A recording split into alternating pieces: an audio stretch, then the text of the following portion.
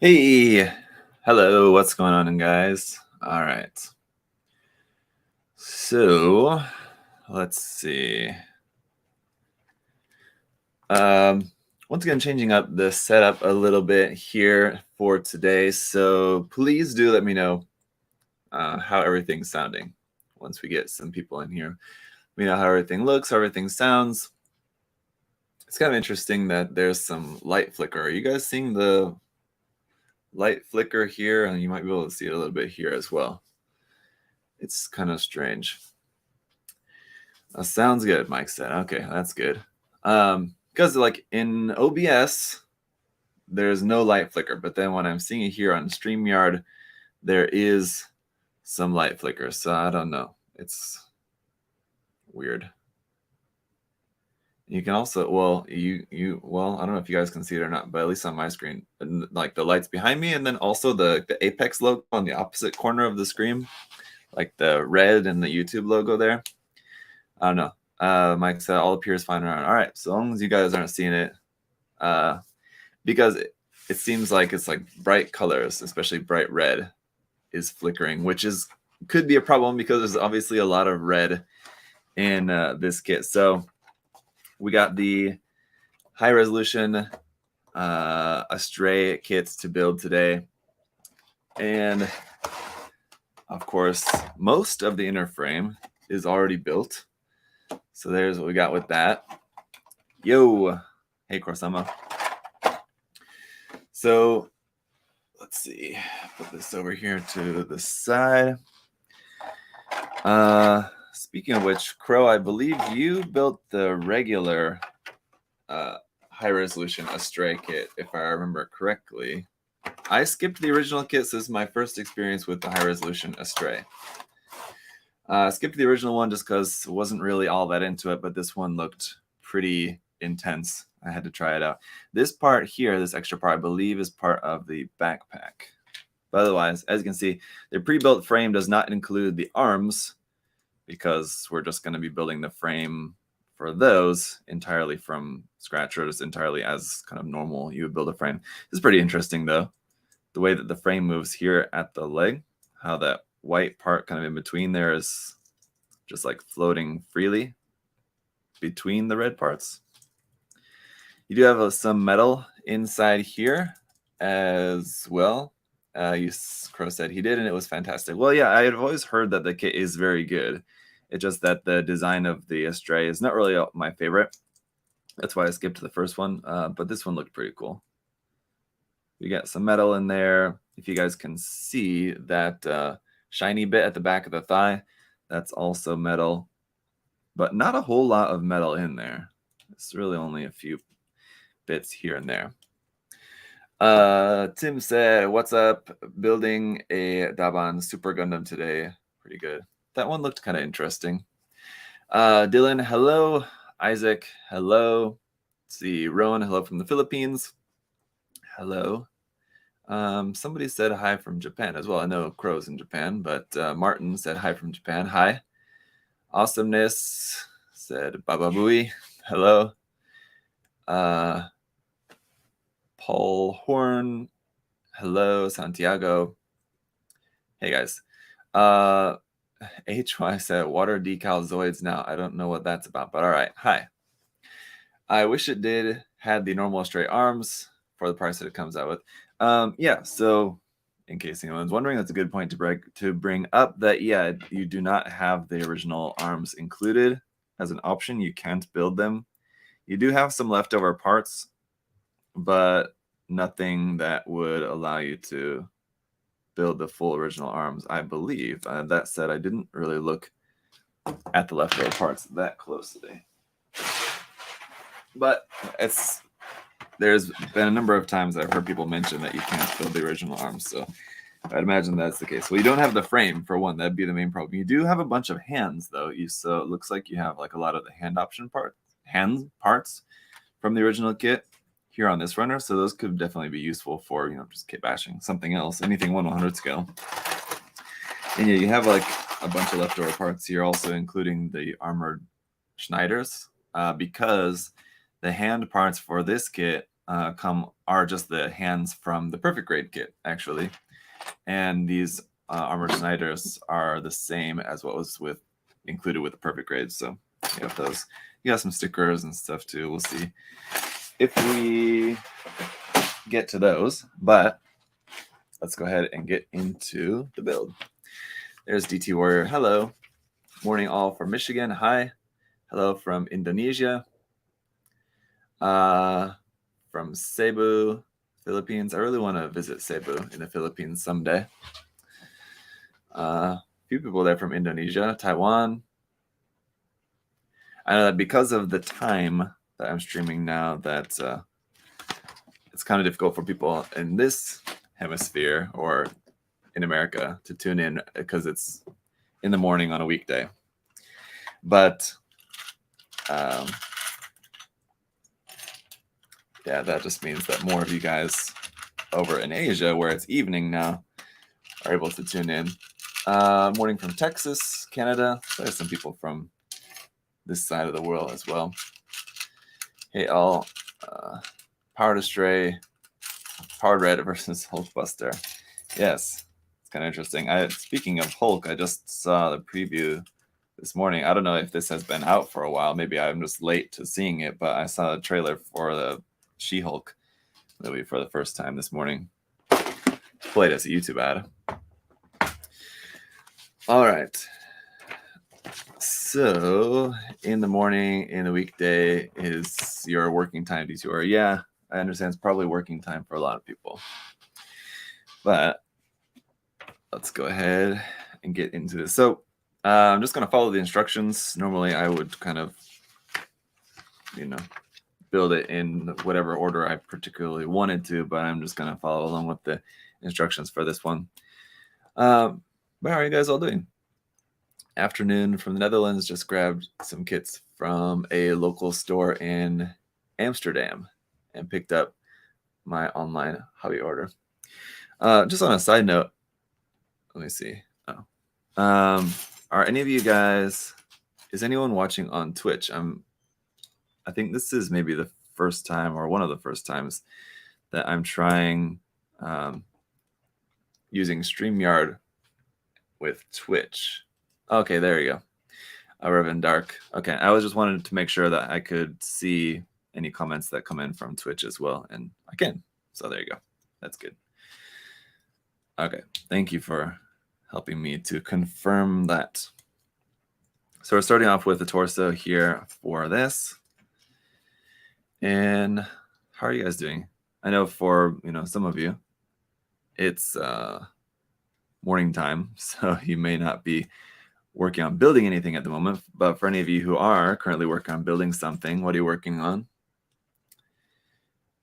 Building the Pale Rider Cavalry. Amazing said. That was a good kit. Never watched Gundam Astray. Yeah, no, neither have I actually. I've seen a couple of clips, but honestly, that's about it. Let's see. This is supposed to fit up into there like that. Opposite. So the nice thing about a kit like this is that sometimes if you have a kit with a lot of parts, and this one kind of does have a good amount of parts, but a lot of times what happens is that you build a lot of the kit, and then on top of that you have a lot of like weapons and accessories and stuff to build. This one doesn't really have very much, hardly anything to build as far as the like weapons and accessories for it, so that portion of the build at least will go very quickly. Where's the little piece? I think this one. Yep, that's the one looking for the front torso. Front of the torso. Finally getting around to the 1 in 44 Melee's Kenbu. I believe you mean the 1/72nd scale, the smaller, the HG Kenbu. It's a different scale. It's 1/72nd, I believe the HG ones are, and the 1/48 scale is the What do I want to say? Keep wanting to say like figurized mechanics. That's weird. That's not right. Full mechanics. That's what it is. We do have a couple of stickers here on the torso. Let me just see if we want to go ahead and put these on. Where did I put those? There we go. These aren't like they're just like a couple of little white stickers. Well, might as well go ahead and put these on. Let's see.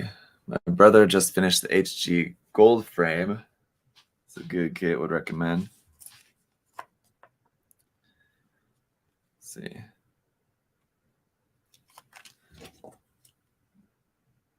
How good are these stickers really going to look on here? We'll see. But we'll try some.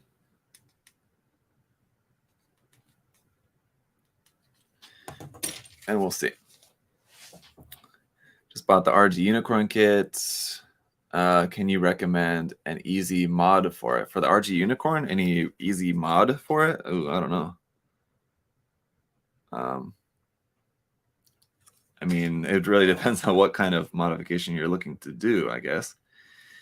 But if you're just looking for just like something to make just a little bit different, you know, obviously just a simple weapon swap is always good.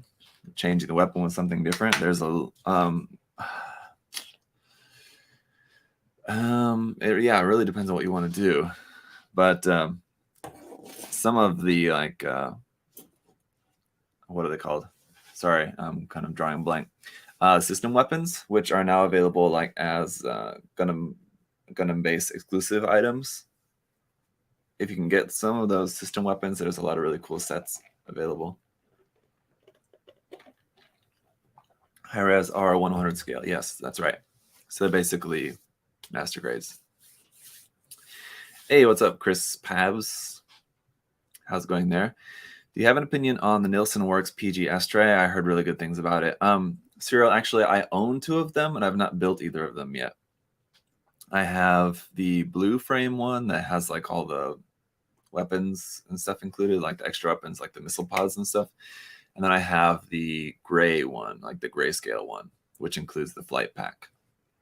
And while I've not built them, I can say that I have like cut out all the pieces for them. So like to pack them and bring them from Korea to move to here.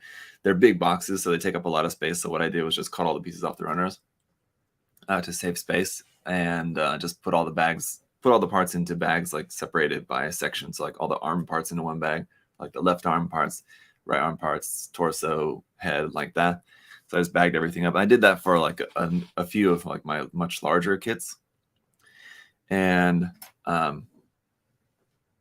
can say from like just cutting off all the parts from the runners from those kits, and like I started to build one section of, I think it was like on the gray kit, I started to put together the flight pack a little bit, and it wasn't that good of a fit from just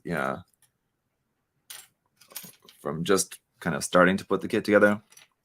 So I don't really have very high hopes that it's going to be an easy and quick kit to put together by any means. I think it's probably going to take some work to get all the fitting issues sorted out. So yeah, I don't know, but we'll see. What do you think about the MGEX Strike Freedom, Zach? I'm excited about it. And I actually have a video that I was just working on yesterday, and actually that's what I'm going to be working on later today. It's getting that edited and uploaded for you guys. A sort of reaction video, a news video. We're talking about that. So that'll be out probably later today, or if not by the end of today, then like first thing tomorrow for you guys will be a video like talking all about the new MGEX. So in your opinion, what's the best Astray, and why is it the Red Dragon? It's not at all the Red Dragon. It's actually the Master Grade Astray Blue Frame D, if we're talking about like just Master Grade kits. The HG kits, as far as I know, I've never built any HG Astray kit as far as I can remember. and I've just kind of steered away from them just because I know they're pretty old, and a lot of the HG seed line, unfortunately, just kind of not that good. Kind of just bad proportions and just, yeah, not very good overall. So couldn't really say much about the HGs. The RG Astray kits are really nice. And yeah, the MGs, I've only built, well, let's see if I built anything other than the Stray Blue Frame D. Actually, no, I can't even remember. I think that might be the only Master Grade Stray kit that I've built, actually. But I did like that one.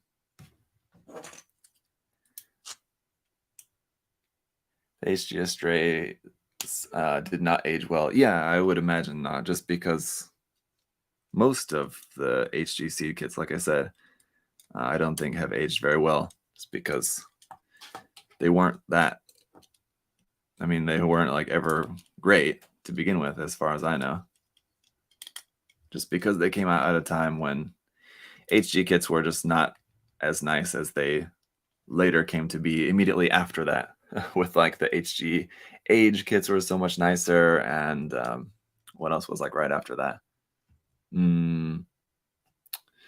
After Seed and Seed Destiny, then it would have been like HG Age, and then HG 00 kits were better, yeah. The RG Astray has a janky face mask. Yeah, I don't know. Some people don't like the face mask of that, which has been a like relatively common thing that I've heard criticism about that. It never bothered me at all, so I don't know. I didn't mind it. I think these are all parts for the backpack and the hip section, so we'll come back to that. Next part of the manual is building the face. So I got the parts for the head separate here, including that V fin you're going to want to be very careful with. All right. Can't wait for the RG God, and so I don't have to go homeless on the high resolution. The high resolution God Gundam is, for me, it was similar to the Astray. I didn't really like the design of it, so that's why I skipped that one. I think the RG God Gundam looks fantastic, so I'm really looking forward to that. But I didn't like how chunky the high resolution one is. Like, even though everything I've heard about it has been very good, and like the articulation of it is really nice and everything like that, and like it looks great, but just like personally, I don't like the proportions of it. It's too chunky for me for a God Gundam. Let's see.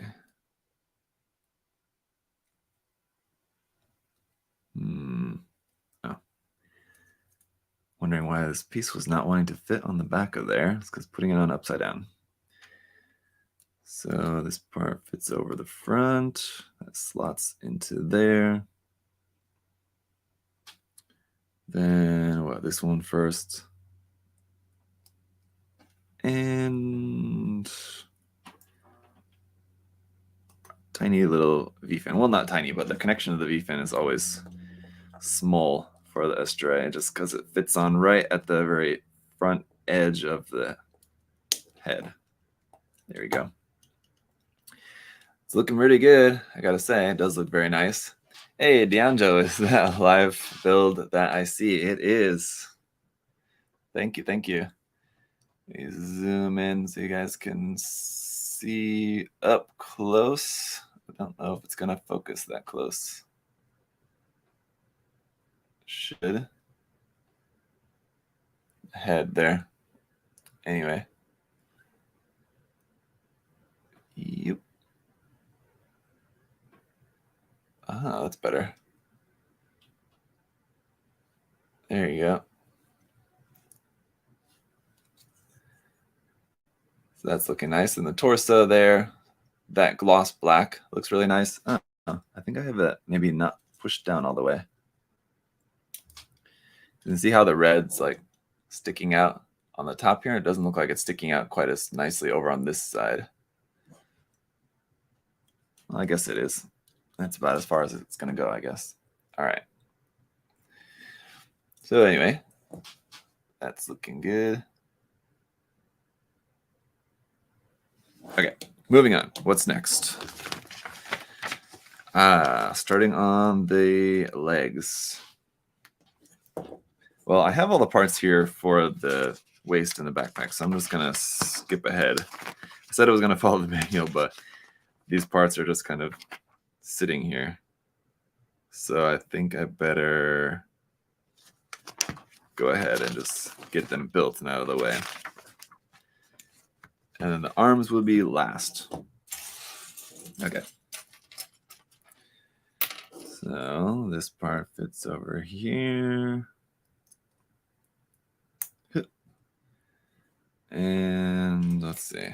Oops. I figured I did that in the wrong order. Uh-oh. And that's going to be a difficult one to separate, I think.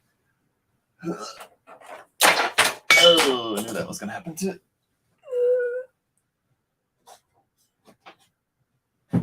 Fortunately, only did knocked over one thing. I like Twitch mainly because I can multitask, unlike YouTube, which I don't have a paying subscription. Same. Whoa. How good does the plastic feel? Plastic feels fine. Nothing different. Of course, unlike the high gloss plastic, like the high gloss black,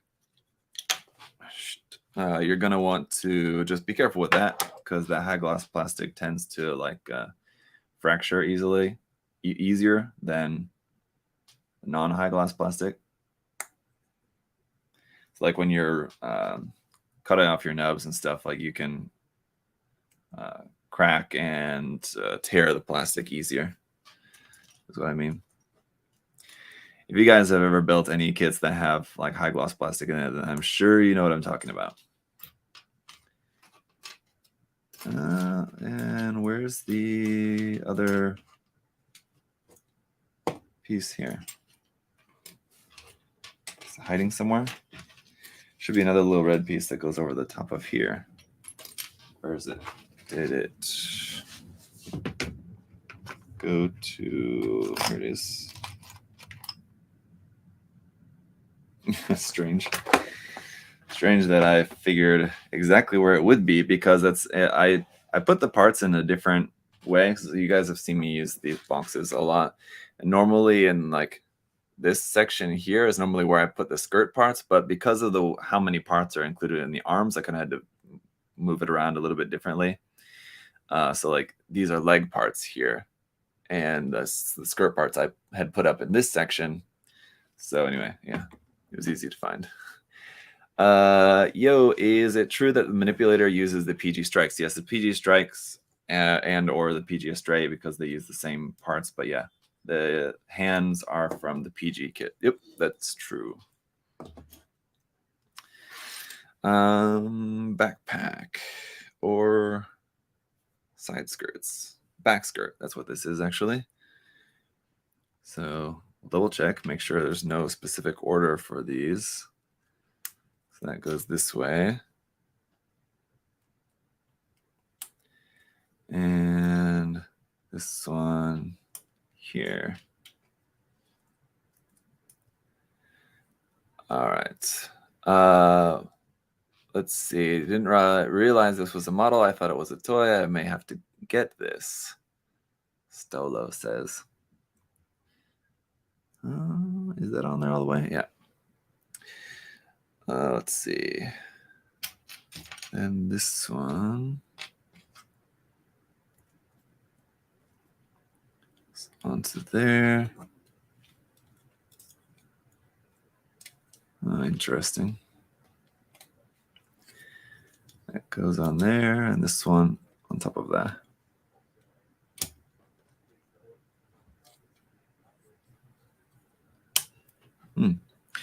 Interesting way the back skirt goes together. Seems pretty cool. All right. Then side skirts. So those are actually connected onto the back skirt. I don't know if other MG Astray kits are like that. I don't believe so. So that's kind of different. That should be interesting though. But there's that, and then we can build the backpack, which, like I said, uses that part there. I have this kit in my backlog, lucky enough to be in Japan. Yes. I think some of them have started to, if I remember correctly, I think we got some. Yeah, I don't know if we got all of ours yet here at USA Gundam Store, but there's some available here.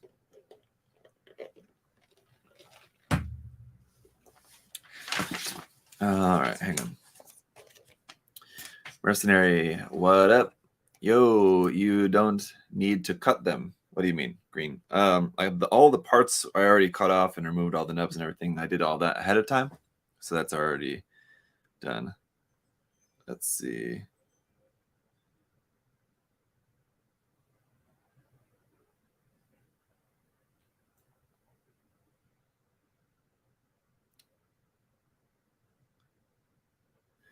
Hang on.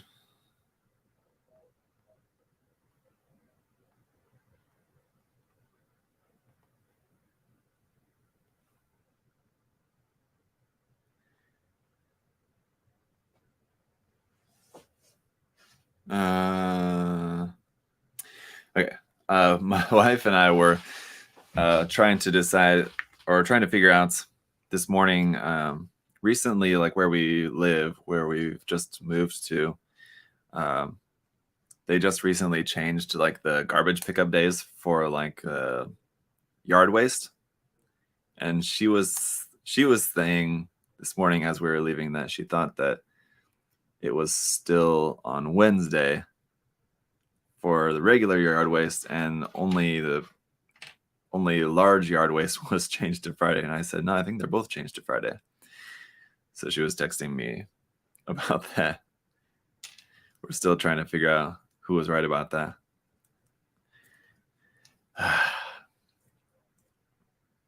The joys of subdivision living, HOAs and all of that. It's fun stuff.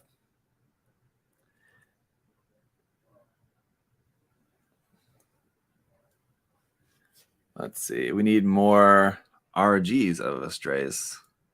Well, we have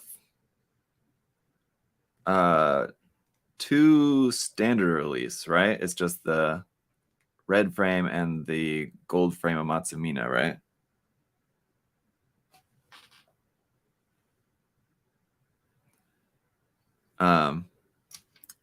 So it's only just the let's see. Oof, it's tight. So it's only just the other ones are just P Bandai releases.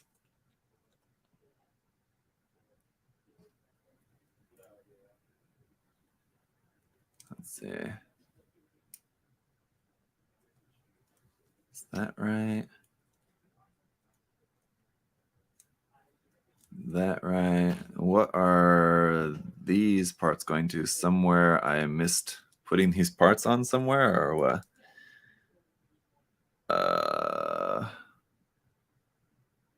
Huh? Oh, no, I did not quite yet. I was gonna say I missed these parts somewhere, but no, it's just the next step immediately after this. Okay.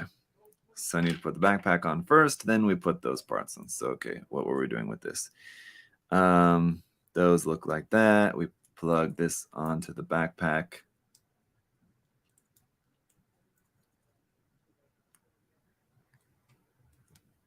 If that will plug onto there, it's a bit tight. Is that going to go in there all the way?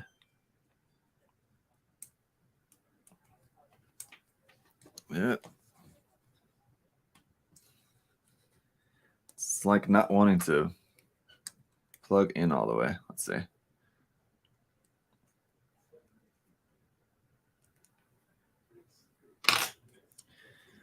Well, so long as it doesn't come off, then it's fine. But I can see that it's not in all the way. So we'll just take it off and try putting it back on again. Okay, anyway, let's see. I'm planning on making a power red, but 1 in 44 scale using the MG hands since it's roughly 40 in difference just using the PG hands. Yeah, you could make one. You know, it wouldn't be. I don't know if it would look like exactly right, but you could certainly make one using like MG arms. It would be a similar kind of thing. So this one, hang on, I just need to see how this plugs into here. So that plugs into there. Then we move. What? Open up the shoulders. I think it's got some arrows here. It's saying what to do, and it's kind of confusing. Exactly what it's showing you're meant to do here. But I think it's like that, moving these parts out of the way. Because at this point in the construction, following the manual anyway, you should have all of the arms built. But at any rate, so the backpack is going to actually sit lower like that, or can we still move it up? No, we can't. So it actually sits at the like back skirt area. Is that right? It is right. Oh, okay. Interesting. I've never noticed that. That for the backpack, normally it would fold up and like be at the back there, but for this one, you have a different piece there, and then the backpack actually is like sort of a back skirt in a way.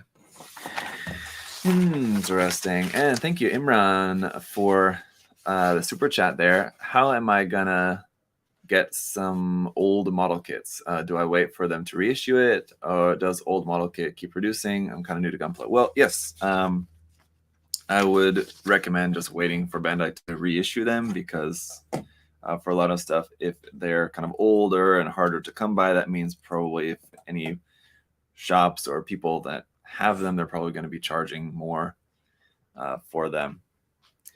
So yeah, I would recommend. Let's see. All right. I would recommend that to just wait. But let's see. Make sure I'm doing the right ones here. Hang on. Yeah, that's right.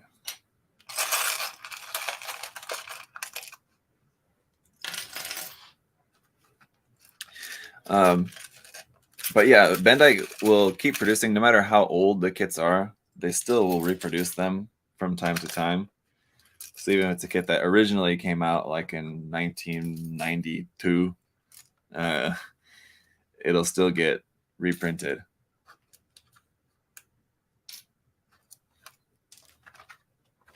Or anytime. I wonder, have you tried building Gunpla without referring to a manual? Oh,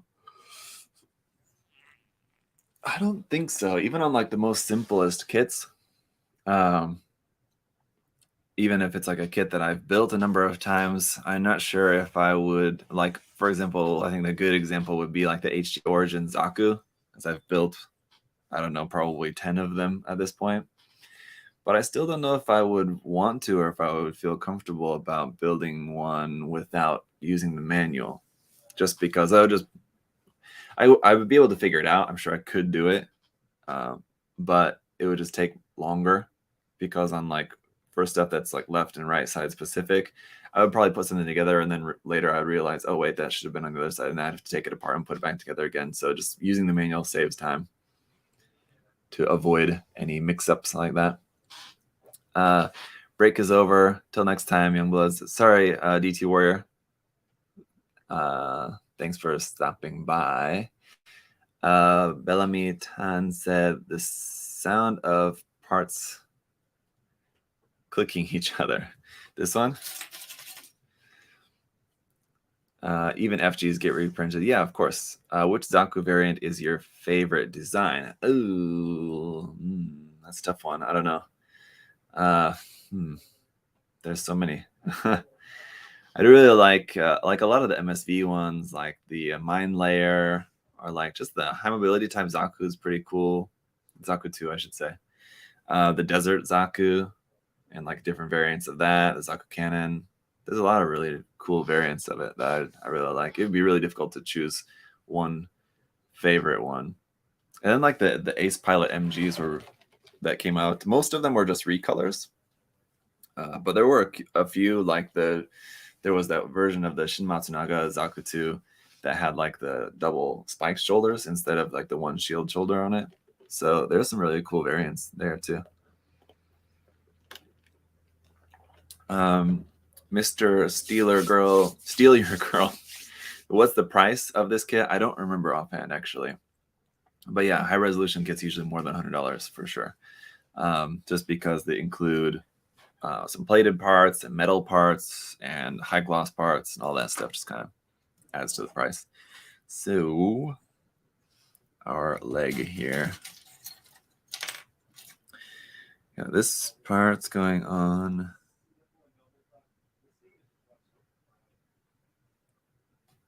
the side here. Like that. And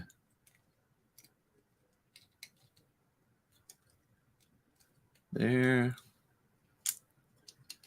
This one here on the front. How do you guys feel about pre-molded inner frames on stuff like this and on RGs?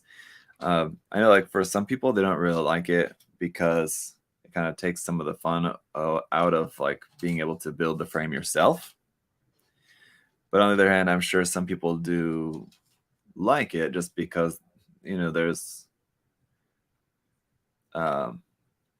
usually means that the frames, you know, usually I say, not always, that the frame is pretty sturdy and like you have some nice articulation, and then the inclusion, at least in the high res kits, the inclusion of like some metal parts in the frame and stuff like that. So, and it is kind of cool to just like take it out of the box and like the frame is already built like that. It's pretty interesting.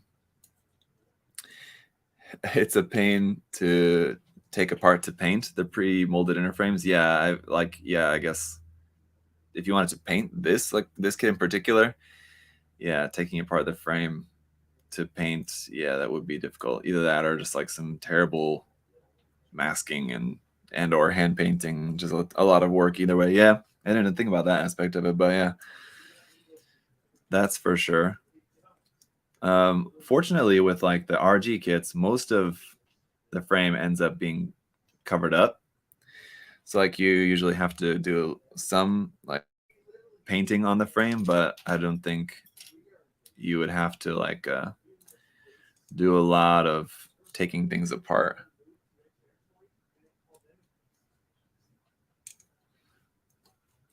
Of what's pre-built anyway.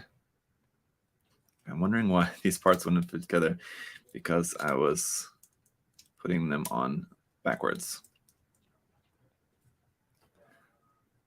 And the manual doesn't say, usually the manual will tell you like if you have to bend the knee in order to put the knee parts on or something like that, and it doesn't say to do that, but it does seem like it would certainly be helpful to do that because these other parts are kind of in the way.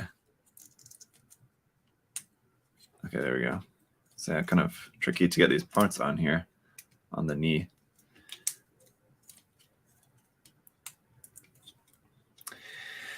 All right. I don't mind it. Really icky for people who customize them, but for casuals, I think they don't bother them at all. 50-50 on the Mather. Delete said.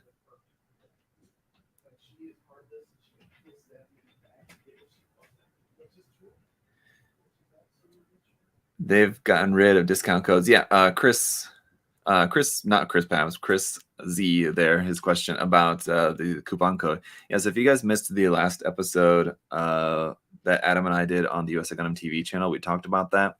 And since then, I know a lot of you guys did miss that episode because of a number of people have messaged me or commented asking about the coupon code, why the coupon code is not working again. So that means that not enough of you guys are watching those live streams, which you should, because we talk about a lot of, you know, detailed information about like what goes on as far as like running the store and details about that.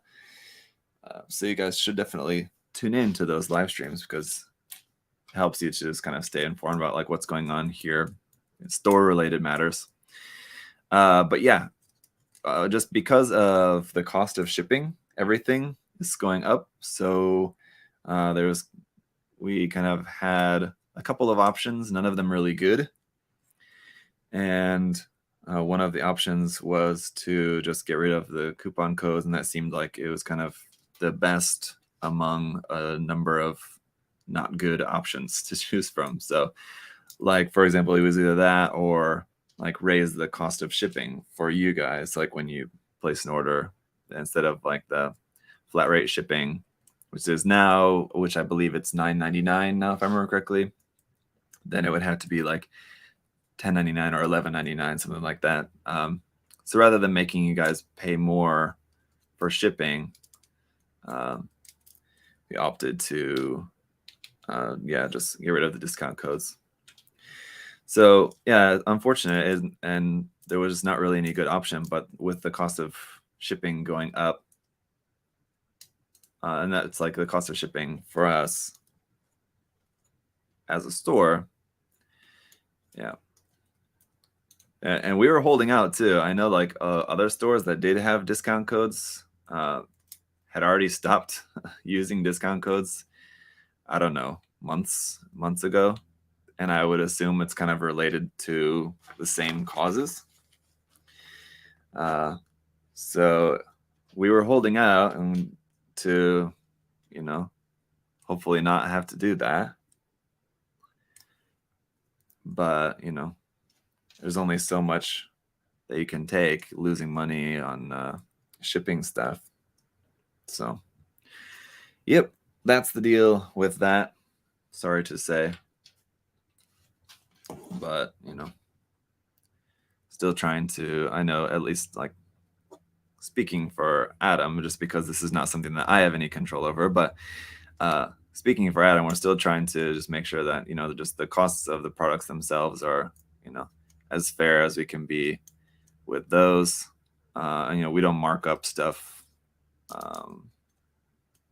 based on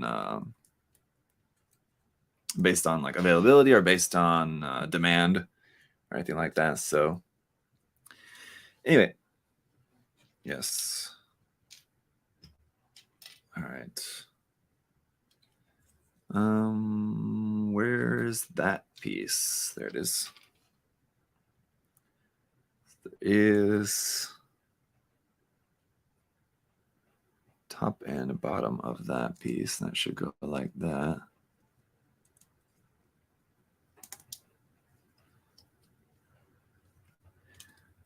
Always love those Astray knees, especially on this can. Like, speaking of the Nielsen Works PG Astray kit, one reason that I like that is because of like the massive knees that it has on it. Just the design of the legs are really cool.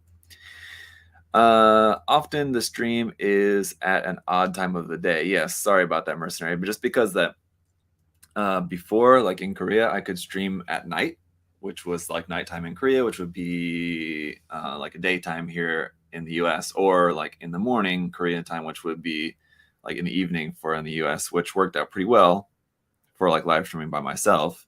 It was more difficult to like get on like group live streams, to like getting on live streams like with Chris or something, for example. But working out the times for stuff was complicated. Now I'm in America, where most of my audience is, where most of you guys watch. So you would think that the time, would match up better, but I'm only able to stream here, like from my office, where I'm here just, normal working time, like 8 to 5. So I can't stream in the evenings because I don't have anything set up at home to be able to do that. Maybe someday in the future I might, but probably not. So I'll probably just be limited to just, streaming during working hours. And then if, I understand a lot of you guys probably won't be able to catch it at that time, and you'll just have to watch the playback later. Unfortunate, but, can't time it correctly for everybody. Big fan of all the content you've been putting out. Ira said, thank you. Man, it's almost like as if the store needs to make some kind of profit or something. Yes, Chris. Yeah, of course. Have to. Nielsen kit had such a horrible fit. I bought one of those when Adam was doing the eBay thing. Oh, Still those ideas. So yeah, someone was talking about the Nielsen kit earlier, and I mentioned how I hadn't built one yet, but I just kind of started to put one together, and I immediately recognized that there was probably going to be some fitting issues with it, and there you go. Stella's confirming that there for us. So yeah, that's about what I expected. It's unfortunate because it's a cool design, but you know, with a kit like that coming from a non-Bandai company, you can't expect it to be like a great fit. So with the proper expectations. Anyway, finish up this foot here, and the leg's looking very nice, I gotta say. Wait, that was right. We got this piece here on the side of the foot. The gloss black for the feet, I think, makes for a really nice look.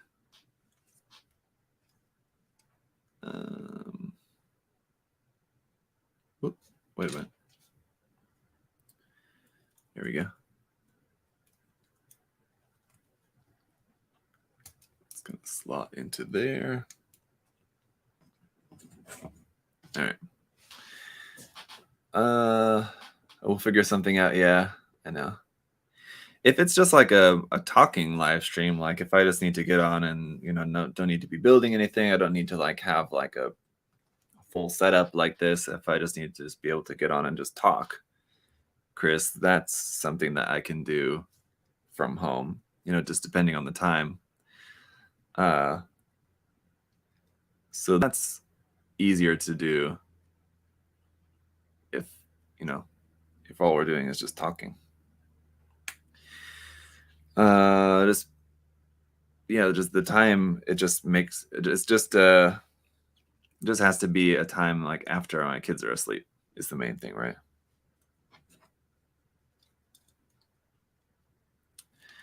I wouldn't do any work like that while the kids are still up and about. So they usually are in bed around 9.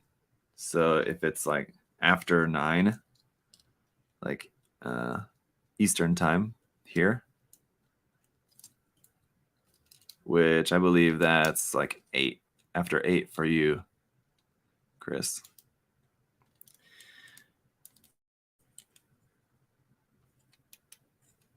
All right. Ankle armors together, and then we just slot this piece onto the front. And there we go. Cool. Uh-oh, what was that?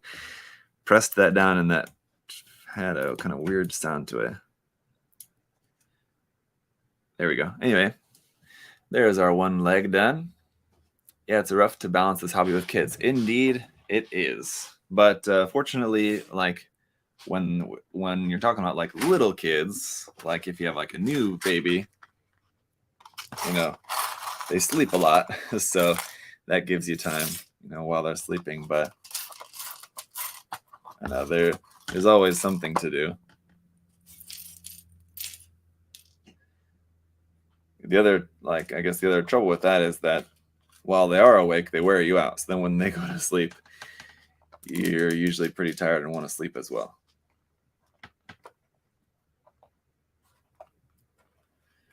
All right, can't get these little pieces out of there. Get this other leg put together, then we can start on the arms, which is the main event. We probably should have just done the arms first, because that's what I'm sure people are most interested in seeing with this kit.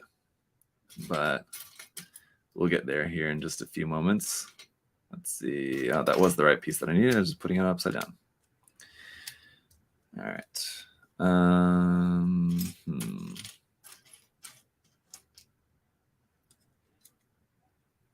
As it goes with these, after building one, putting together the second one's much easier to do and faster.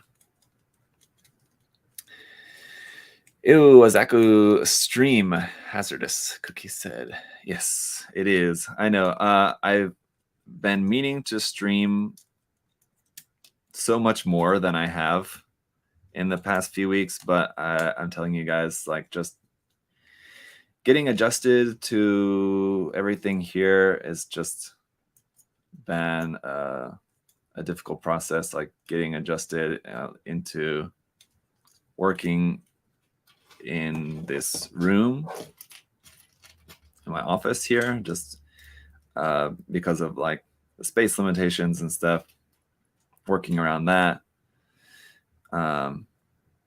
And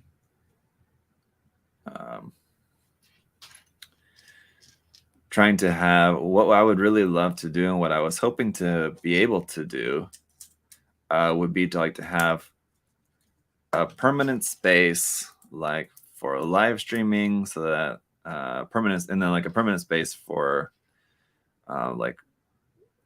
recording reviews, and then like a permanent space for like showing my face, like the part of the video that you guys see at like the start of the reviews where it's like for like the first 20 seconds or whatever, where I'm just like introducing the kit. So that basically requires like 3 separate spaces, but then I also need a space for like painting and building, where I actually keep all my tools and stuff, and like certain parts of those different, basically if you consider them all as like different sets, certain parts of sets can be used for different things, and certain things kind of require their own space, and there's only a, you know, like I said, a limited amount of space here in the room. And so to not have to like move stuff around a lot, moving cameras around, moving lights around, all that stuff would be nice, but it's really difficult when you have a limited space and frankly a lot of stuff.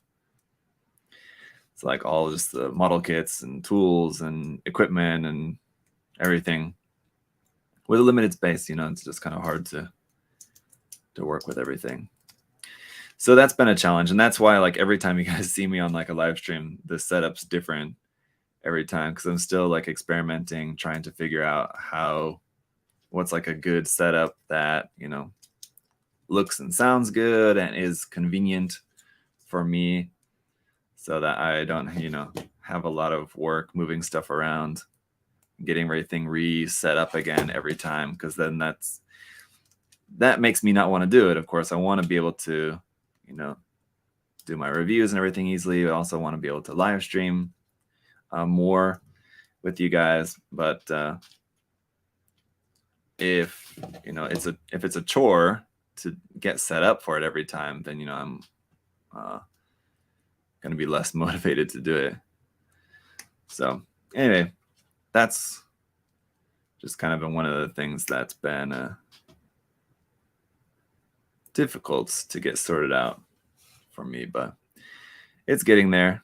I'll get it figured out more and more. And then eventually, once we're moved into the new warehouse, which will hopefully be coming at some point, we still don't know when, but once that happens, that will also make it easier, because I'll have more space, definitely, in the new studio. So anyway, thoughts on the new MGEX. I mentioned earlier that I've got a whole video talking all about the new MGEX that I was working on yesterday. So I just need to work on editing that and uploading that. So I'll have all of my thoughts and information and everything about the new MGEX that I'll talk about in that video for you guys. So just stay tuned for that. But I will say about the new MGEX, I was very surprised at the announcement. I was not expecting that. And I think it looks cool, of course. It's not what I would have picked if I had the choice. But yeah, of course, it looks great.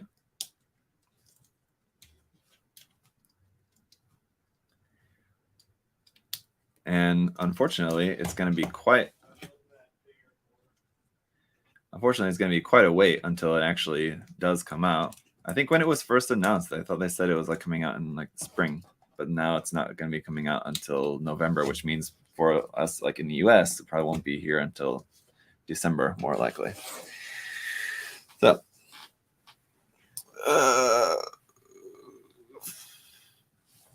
all right. The EX Impulse from P Bandai looks great as well. Yeah, that does look very cool. Definitely. Hopefully can get one, but I think it's going to be very difficult to do so.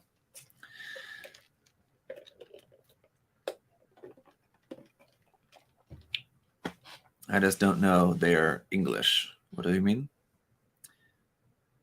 They use release when they mean reveal. Yeah, that could be that they meant that they were just going to reveal more information about it in the spring. That could be. Maybe I was reading it wrong. The Zeta still needs a 3.0. The Zeta, yeah, I think what they could do with that is rather than making a 3.0, just make a Zeta Verka, kind of like what they did with like the Wing Gundam Zero. How it's not technically a 2.0 kit because it's a Verka instead. So they just made it into like that somewhat separate kind of sub-line of MG instead of labeling it as a 2.0. So they could do that with the Zeta Gundam as well. And I think it would be awesome to have a Kotoki design MG.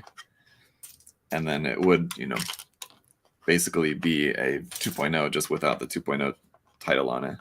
Or a 3.0 in that case, I guess. Zeta Verka non-transformable, please. Yeah, that would be my preference as well, but that's not going to happen. It's going to transform, especially if it's a Verka. Yeah, I would also be perfectly fine and content with a non-transforming one, but that is, of course, not going to be the case.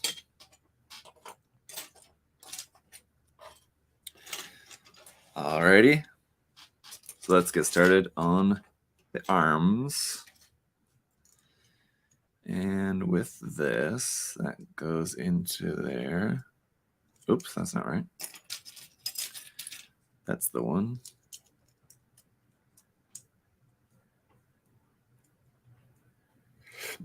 Up into there like that. And that was not the right piece, but it is the piece that I need now. So let's go ahead and get that back. And that goes, let's see, into there. And I also have this gold piece that's down the back of the arm.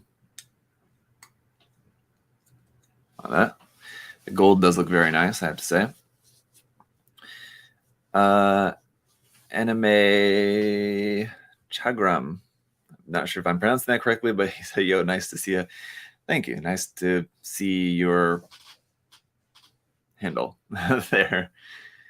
It's kind of weird to say nice to see you because I can't, but I would want at least a parts forming Zeta, while the Zeta would 99% be displayed in MS mode after painting. I feel not giving us the Wave Rider form in some way would be cheating us. Yeah, of course. I mean, like,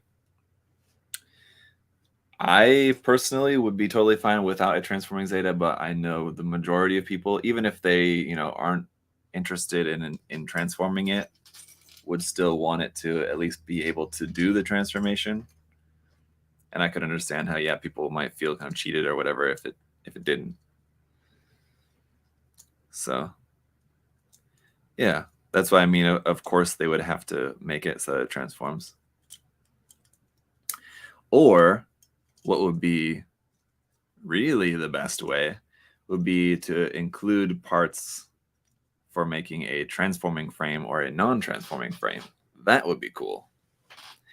That's something that I, again, with that, I feel like it's, very, very extremely unlikely to happen. But in a perfect world and like the most ideal situation, that's what I think that would be a really good solution to that. But yeah, don't expect that to happen anytime soon. All right, so we can close up this part. It's kind of like our new shoulder joint, essentially, section here.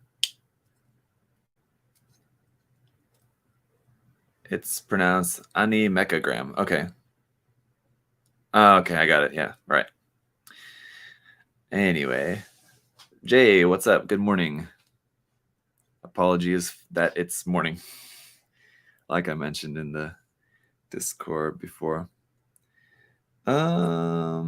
That's this section. Okay, hang on. So we put that down for a minute in order to put this section together here like this, which is, yeah, again, still part of our new shoulder joint that we're putting together here.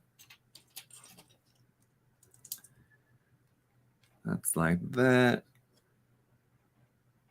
And let's see. Oh, wait a minute. These gold pieces also attach onto there.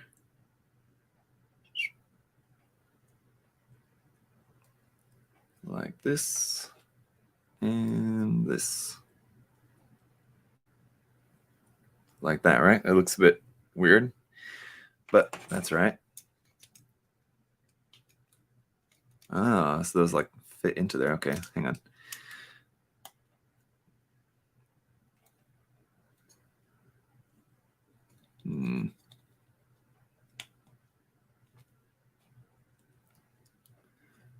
That needs to fit in there more. There we go. All the way through. There you go. Cool. And then you have this little piston part here. Is there a front and back of that? No, there's not. So I put that in and rotate 90 degrees, click it into place. There you go. There's our new shoulder joint complete with the little piston, which is unfortunately just molded in just gloss black. Obviously, it would have been cool if that piston part was in like a plated silver or something, but we do have the chrome plated blade part. So it would have been cool if they would have put these piston parts on the same runner, so we could have those like chrome plated, but yeah, gloss black is fine, I guess. I'm gonna skip ahead in the manual and we'll see if this was a good idea or not, or maybe you can do that. After building this, oh yeah, we can. After building the shoulder part, you can just immediately attach it onto here, if I can.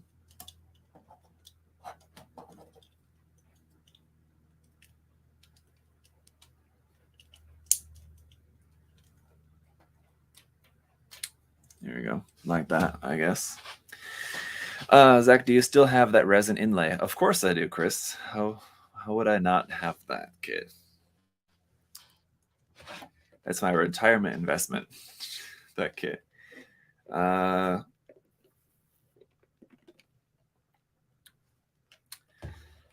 Let's see. D-Boy said, happy building, Zach. Try to go check out the Welcome to Rockville concert. I don't know what that is.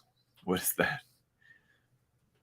What's your opinion on the upcoming Genius Head MG X Impulse? Yeah, like I was saying earlier, I do really like the look of the X Impulse. It looks cool. I hope to get one, but I don't know if I'll be able to. We'll see. It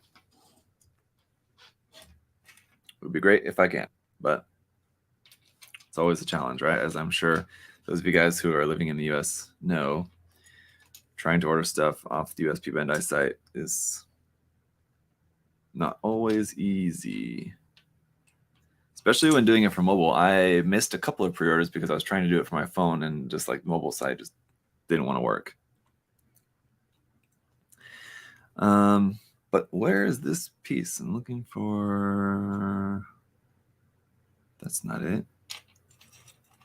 That's not it. What is that? Hang on. Move that hand out of the way. Get some of these larger pieces out of the way, because I know that's not what I'm looking for. I think this one's it. Here we go. There's that, and this piece that fits on top of here. It'd be great if the manual was in full color. Here we are. Like that. Okay. It's around the corner from you. 70 plus huge bands like Smashing Pumpkins, Alice in Chains, Guns N' Roses, and many others. Not really, to be honest. any bands that I would really be all that excited about seeing, unfortunately. But maybe a little bit further down the ticket, maybe there's some other bands that I would be interested in. But I'm guessing that's somewhere in Florida. Then you're talking about. The MGX Strike Freedom pre-order open now. Yes, it is pre-ordered now on our website on USA Gundam Store. Yeah. I'm sorry for those that got screwed over by the Bluefin Bandai in the US about the Neo's Young pre-order. Yeah, bummer that ended up getting canceled.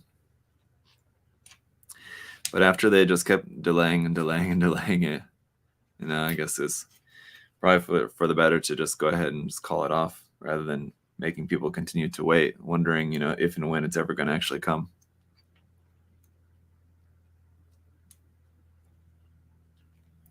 Because again, if you guys tune into the live streams that Adam and I do on the USA Gundam TV channel, that is a question that we get almost every time. Somebody asking about the Neo's Young, when that's coming out.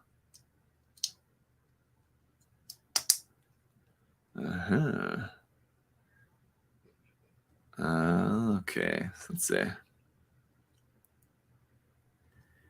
Very interesting construction here for what is, I guess, like the frame of the arm here. Very interesting indeed. Let's see. And kind of very complicated the way that this is laid out in the manual.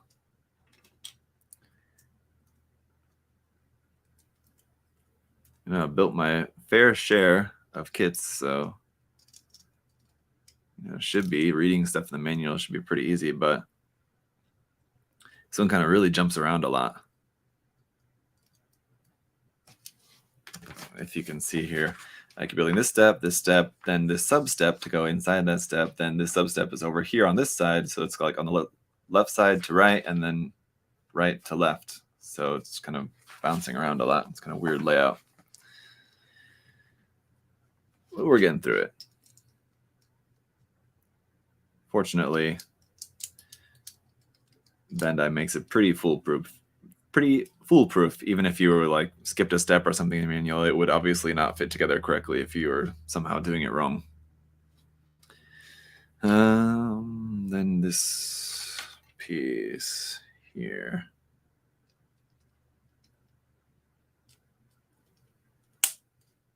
Like that on the top. And on the back.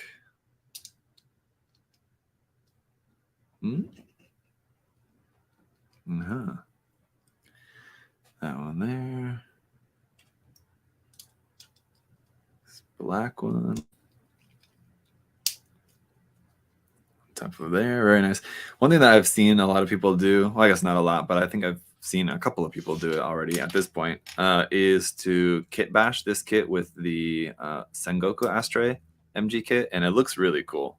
So it's something that I don't have that kit, but eventually someday if I want to work on this kit some more and I want to do something with it, customize it or something like that, that might be something that I might look into myself, kit bashing it either with the Sengoku Astray or with a different Astray kit, because it looked very cool. Basically like swapping out the head for the Sengoku Astray head, and then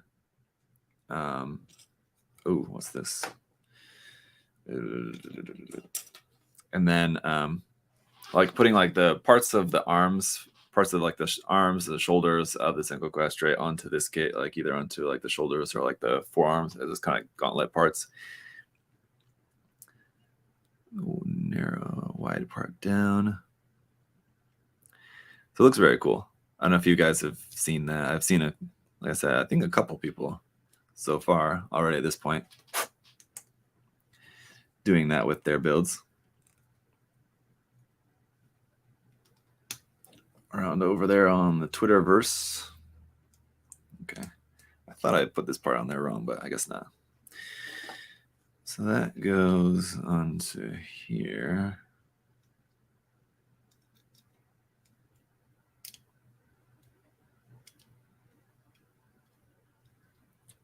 feel like I've missed a step somewhere, and I'm kind of nervous about it, but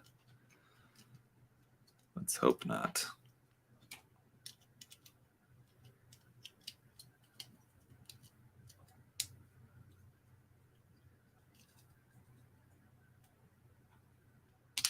Uh-oh. Uh-oh. Oof. With these parts here on the back of the arm, it looks like these kind of like pop out. You have to be careful with it because that part will just fly off like it just did for me. But they're like these like little turbine kind of sections, I guess, for the powered arms. These are also parts that would have really been cool if they were in like a chrome plated or just like a metallic silver parts that like are exposed when you pull that out. So like the little turbine parts in there, if they were bright silver or chrome or something, would have looked a lot more cool. So that's unfortunate. But cool way that the elbow bends there anyway.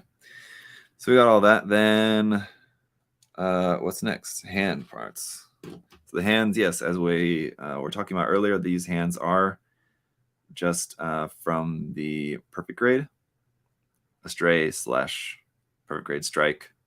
So they use the same parts, but obviously with the Perfect Grade Astray, they're molded in this red and white colors like this. And there, see, I already broke 2 of the fingers off just trying to rotate these parts around. It's kind of tight. Let's see. There we go. All right, checking up with the chat.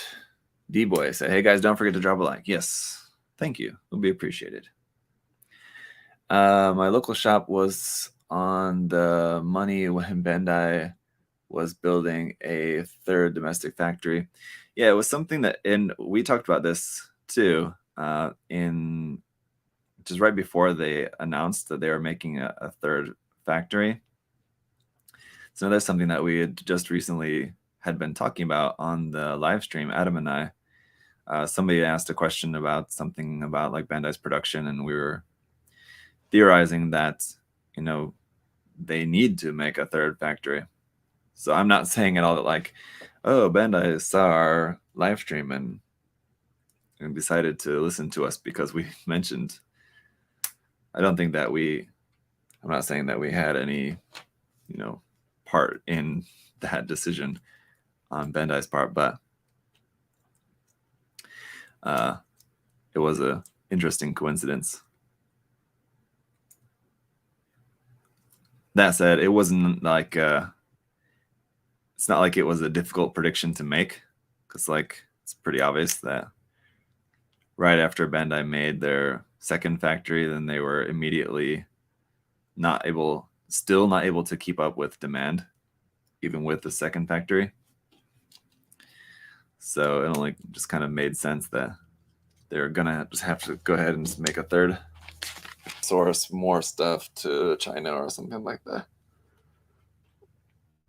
I always wondered about this, but are the titanium finish kits better in terms of fitting, or does it affect the stiffness of the joints? Yeah, titanium finish kits, like extra finish kits, anytime kits are coated, it does, in my experience, affect the fitting a little bit, and usually not in a good way. It usually makes parts a little bit tighter, which I guess it depends on the part. You could see that as a good thing or not. I think usually the tolerances, and I mean like the fit of Bandai plastic is really good already. So making them more tight is usually then that gets to be like borderline too tight.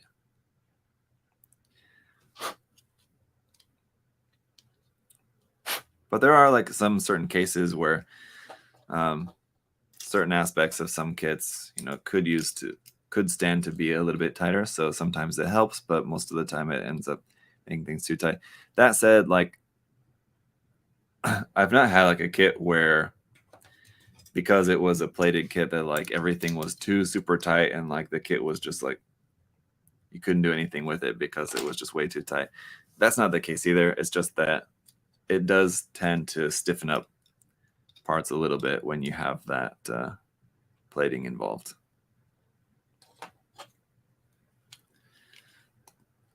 Let's see.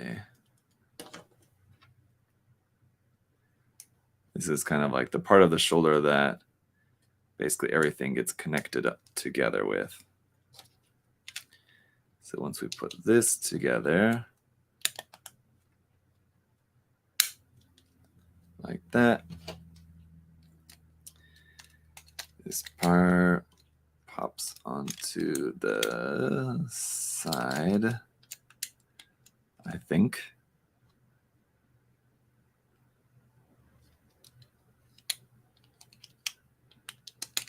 There we go. Then we can put these on.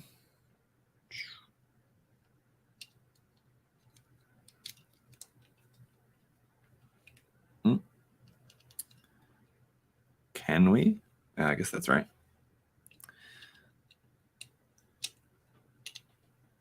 Oh, someone was asking earlier too about the kit being undergated. Sorry. Yeah, a lot of it was undergated. So if that's a concern for you, then yes, a lot of it is. So,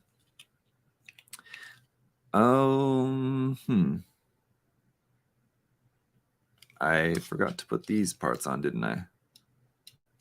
If it's over the top of here, like that. Oops, that's why these gold parts look a bit strange, because there's a step that I missed putting this part onto there.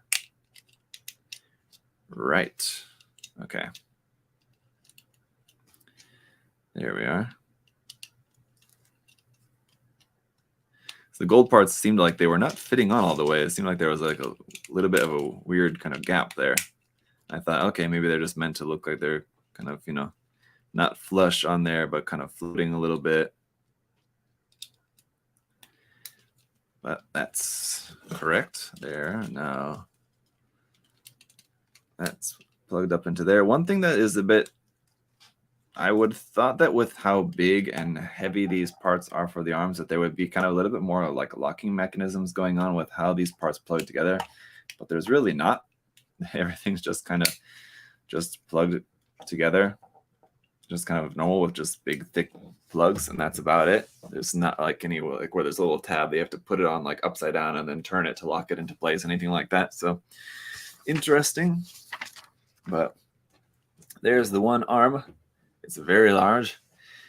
All right, just arriving, but thanks for the stream. Cool to see how someone else builds their kits. Yes. The US should have a Bandai factory themselves. That would be cool. But I don't think that's going to happen, unfortunately. Where's my MGEX Atlas Gundam? Please, Bandai. Yeah, that would be very cool. I agree. Yeah, as Patrick is mentioning there, the issue with a North American Bandai factory would be with the molds. They're extremely expensive, and it would be an ordeal to ship them. So, yeah, to get the molds here, yeah, they're not going to make doubles of the molds to keep some here and keep some in Japan. So that's why I think they probably want to keep as much of the production process as possible, which is still almost all of it there local in Japan. So I don't think they would be opening a factory, opening like a full Bandai factory in any country outside of Japan, probably ever. But you tricked the hell out of us with that April Fool's MG Atlas some years ago. That was last year. Yeah, and I know that there's still some people to this day, or even like recently, I've still gotten people asking me about that. Like it seems like just like a week ago or something, I got a message from somebody and they were asking about something else, and they said like, oh, hey, and do you know if there's been any other updates about that MG Atlas Gundam? I had to tell them, sorry.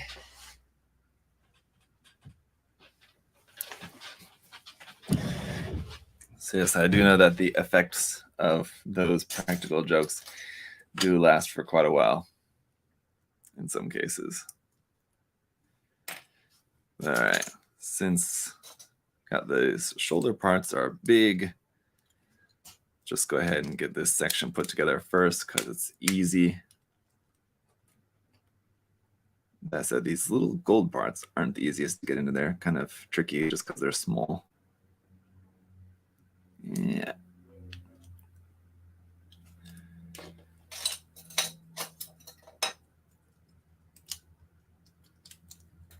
I have to say, this is only my second time putting together a high-res kit, and overall, I can definitely say it does seem like it's much better than the Wing Gundam Zero high-res kit.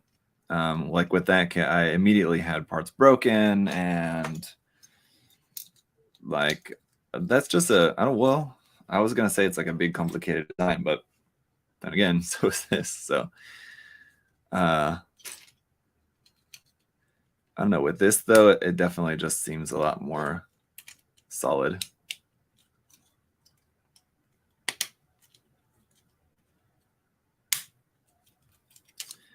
So that's good.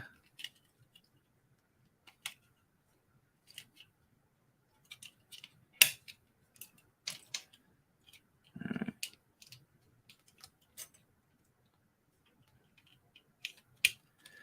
Yeah, this part of the shoulder is pretty straightforward. So that's why I'm just very quickly slapping this section together before we move on. Just kind of building the main arm anyway. Except that's backwards. There we go.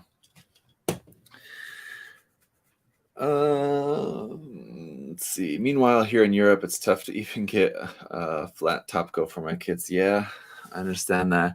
Could have factories that specialize in specific types of models. I mean, that's true. And that's kind of what they were doing, I believe, with some stuff that they had recently been outsourcing to China was basically, I think it was only like some of the HG kits, or I'm sorry, SD kits. So that is something that they could do more, like, yeah, having like just certain SD lines produced here and like some certain HG lines produced there. But then it, like, for example, if they had like all PG kits, for example, produced here at like a factory here in America, then they have to send all those. They have to send, not all, but of course, probably 80% of them. They have to then ship back across the Pacific once they're made.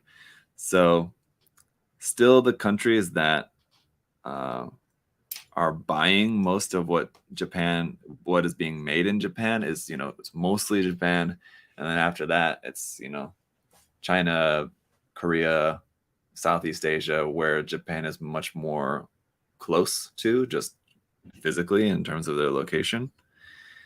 So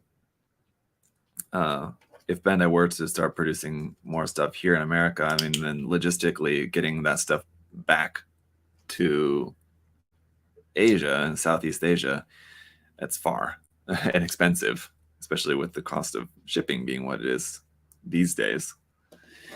So that would be another thing to consider as to why that wouldn't be a good idea for them to have a factory and making stuff here in the US or anywhere in North America or anywhere outside of Japan.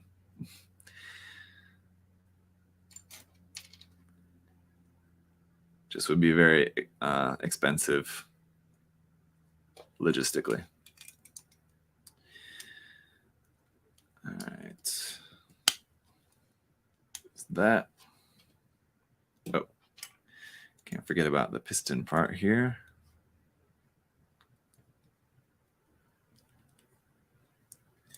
Go in.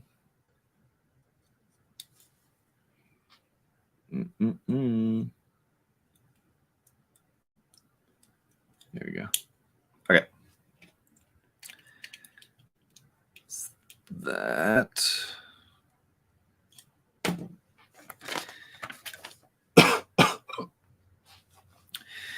Let's see. Toward the shoes said, do you have any perennial favorite kits to build? I just finished an HG Beyond Global RX-72, and no matter how many of those I make, I love it every time, unlike every unicorn. So you mean like kits that I could build like kind of once a year or something like that, or builds that I could build every now and then and still enjoy it every time? Yeah, the HG Zaku Origin kits, because those seem to come out still at least now it's slowed down a lot compared to when they were first coming, but obviously those were coming out a lot in the past. What would be some other kits that I would enjoy? There's a couple of there's a few any kits that I would enjoy building like fairly regularly, whether it be like yearly or something like that, would probably just be HG kits. So there's a few that would come to mind, like the HG Origin Zaku kits, for example, would be one, but another one would be like the Origin Gundam, the RX-7802 would be another one. Just anything from that line really is all good. What else? The Narrative Gundam C-Packs was actually a kit that I bought another one of. So like that's one that I enjoyed quite a lot, actually. Like I don't really like the shield of it, but just like the main body of it, the color separation and just like the design of it is quite cool. I don't know. And it wasn't one that I ever really, I should say I really loved the kit of it. It wasn't one that like the design like immediately stuck out to me as like a design that I really loved. It didn't really do all that much for me really when the design like first came out. But then like the actual kit itself though is really nice. So if that makes sense. It's a really, really nice kit.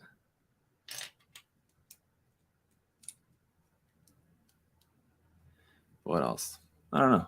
The Beyond Global anyway is not my favorite RX-78 design. It's a great kit, but like design-wise, it's not my favorite. If we're talking RX-78, like the Origin version I mentioned, the RX-7802, Origin version of the kit, I like more.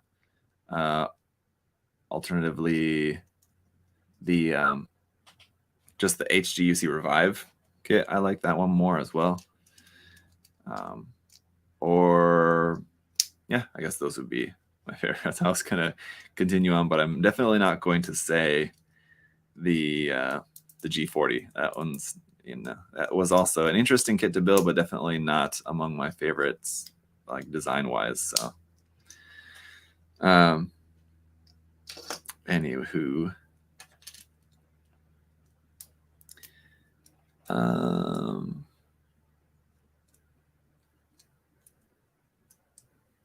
let's see. Do you think they'll make an MG of the Narrative Gundam? No, I wouldn't think so. It would be cool. I would like it, and it depends on which form, I guess, too, right? If I could choose, I would want it to be the C-Packs.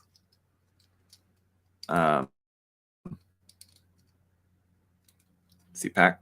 Is it weird that I'm saying C-Packs? Maybe that's not right, but yeah, I like the C-Pack version of it.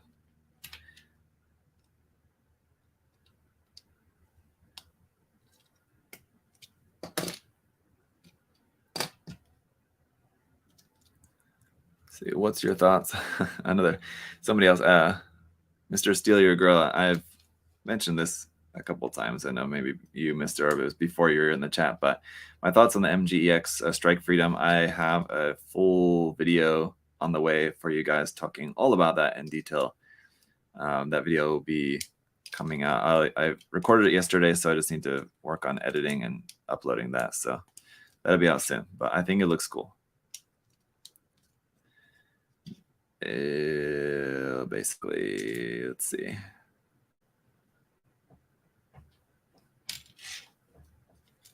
just kind of getting a little bit ahead of myself. Slapping these parts together, I think. Shouldn't have put this part on here yet.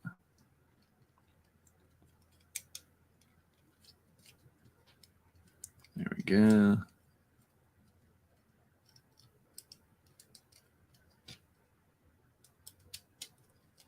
There. Okay.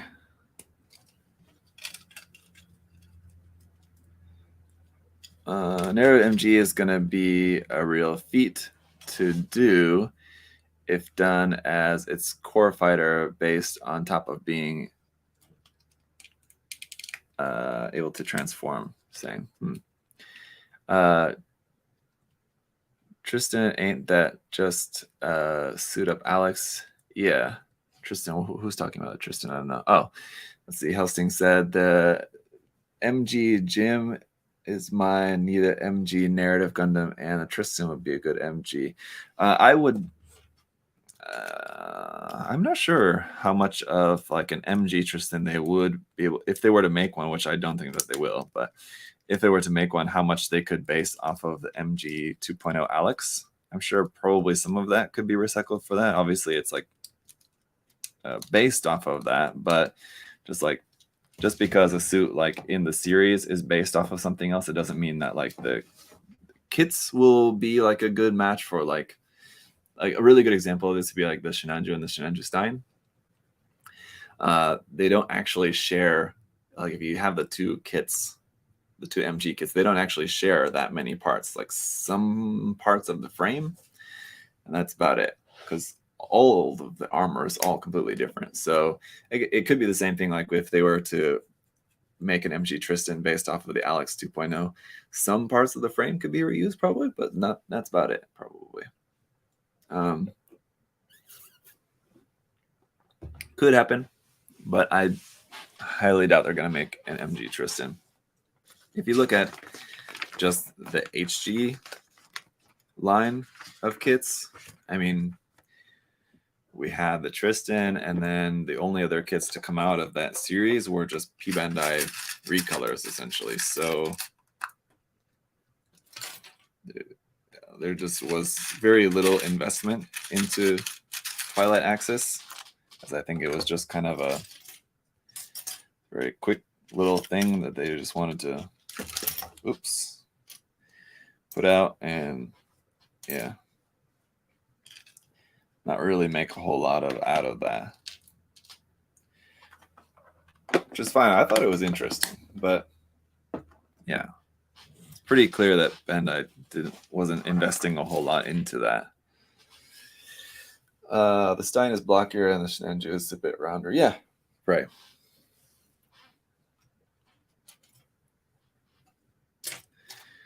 All right.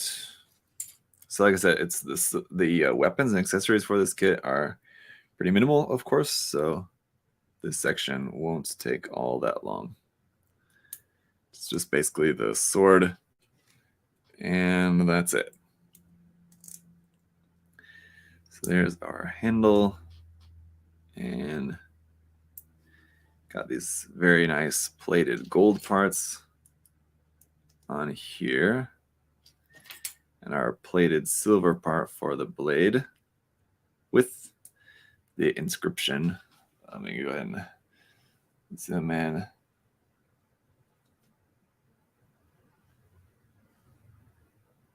Show you that. Can I? Is it gonna focus on that for us?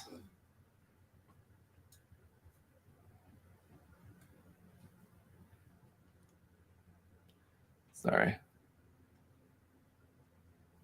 Yeah. Oh, that's looking funky, but it's not focusing like how I'm wanting it to. How did I get it to? It's weird. How did I get it to focus as good as it did before? There we go. That's what I was trying to show you. That's all. All right. So that just goes into there. And this part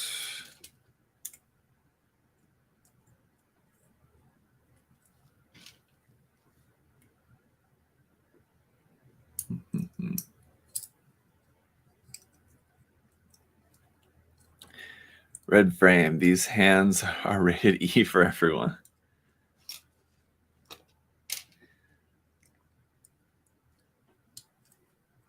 This is not wanting to stay together.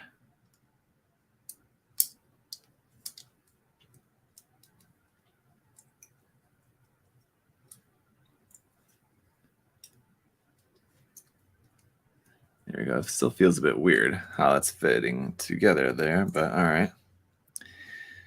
And then where's that little piece go? Oh, that goes on the end. I'm gonna go ahead and put that on.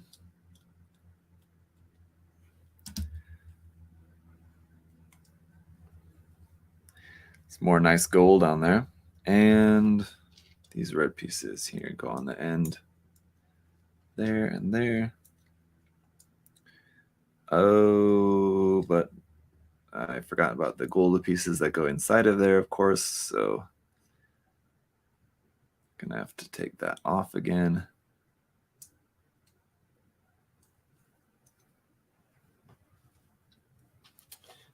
That's why we got a part separator.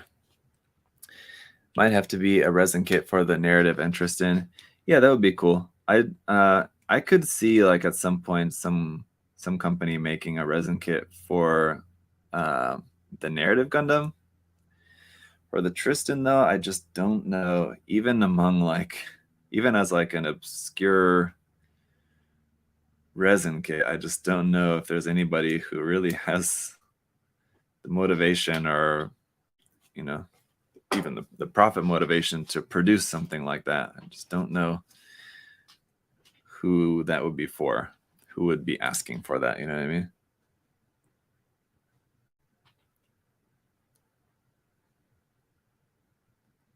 Oh, that's confusing.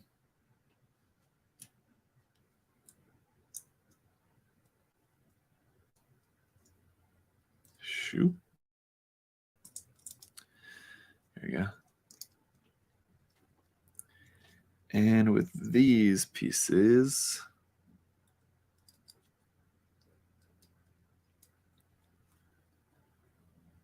let's see.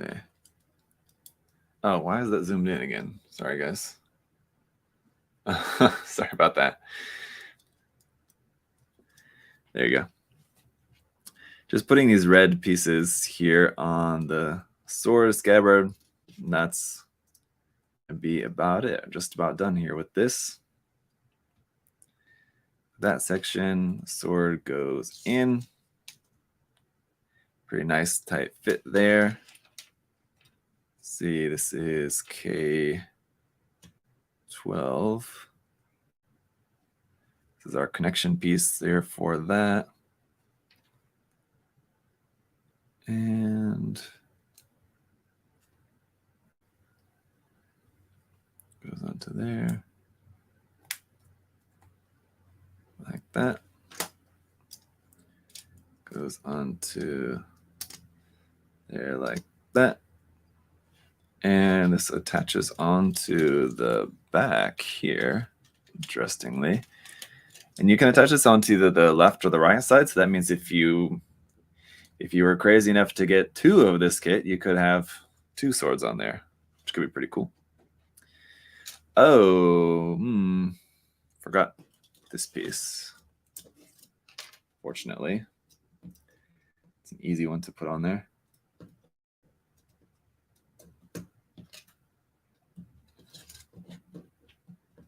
Okay. And then these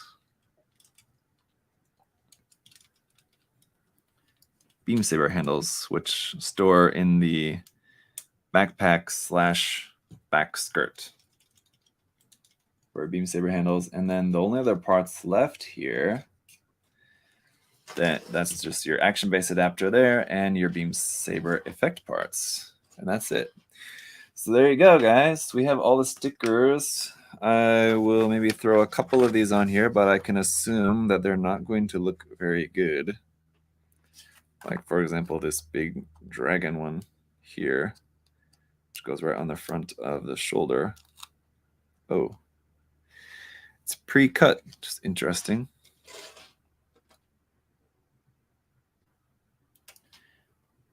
because it kind of goes over some of the detail here.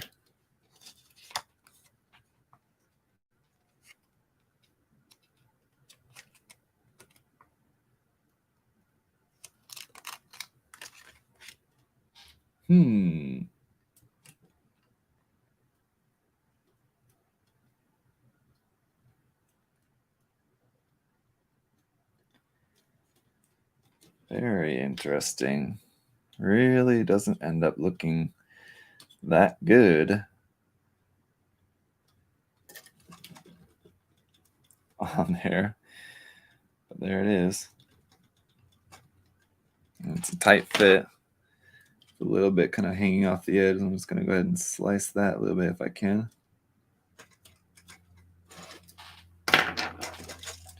Yeah. That's a nope. There's a third party for the giant sword hilt. Yeah, I believe I saw something about that. The high resolution aesthetic really working well for the power destroy. Yeah, definitely. That thing I mentioned that earlier is that the regular high resolution Astray didn't really. Anyway, I passed on it because I wasn't all that excited about the looks of it, whatever. Yeah, I think it looked pretty good. And I think you mentioning that the high resolution aesthetic works well for the powered red. I think it works well for the Astray as well, but it just wasn't all that exciting for me. The powered red being like more, I don't know, unique, something more different, right? Is what kind of drew me to wanting to try out this kit, just because it's something much more different. But yeah, it's cool. I think it works out really nicely. We'll see how it performs in the review as far as like posing the kit and everything, like the durability of it. Because like I said, it's one problem that I had with my only other high-res kit that I built before being the Wing Gundam, and I ended up breaking both of the hip joints for that, left and the right side. So we'll see if anything breaks with this, but I don't expect it to. Everything does seem like it works pretty well. I haven't noticed anything that looked like it could be like a problematic weak point of the kit. Do you have the MG Barbatos Metal part 2? What was that? Was I going to do a part 2 of that review? Was I going to do like a painted build or something with that? I don't remember now. Sorry, it's been a while, but I know that was kind of, I reviewed that fairly recently. So probably what ended up happening with that, whatever I talked about that I was planning on doing with that plan probably just fell by the wayside because of the whole moving process that I've been through, moving from Korea to the US. You built the high-res Astray Noir before. No, I didn't. I didn't build that one either. So hard to find a place for it with anything else on the shelf. I like. There's a second metal set. Oh, a second metal set. No, I haven't done anything with it. I haven't seen it. I didn't even know there was one. Actually, I think I maybe must have missed that. So no, I don't know anything about it. All right, guys. I'm going to get some work done on some editing and work on some other stuff. But thanks for coming to check out the live stream. I will be live streaming the HG Esculapius build. It will be the next live stream build. I'm not sure exactly when yet, but this guy, it's already basically a couple of sections I just need to finish up preparing, but it's almost ready essentially for live building. So that'll be the next live stream build. But for now, guys, thanks for hanging out. And we'll see y'all later. Bye-bye.